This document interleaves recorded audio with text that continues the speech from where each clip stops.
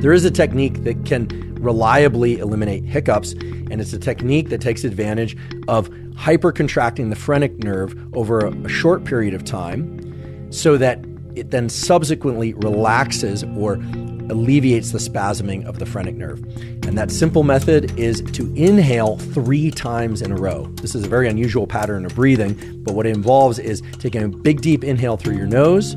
Then before you exhale any air, take a second inhale through the nose, however brief that inhale might be, and then a third, even micro or millisecond long inhale through your nose to get that third inhale, and then hold your breath for about 15 to 20 seconds and then slowly exhale.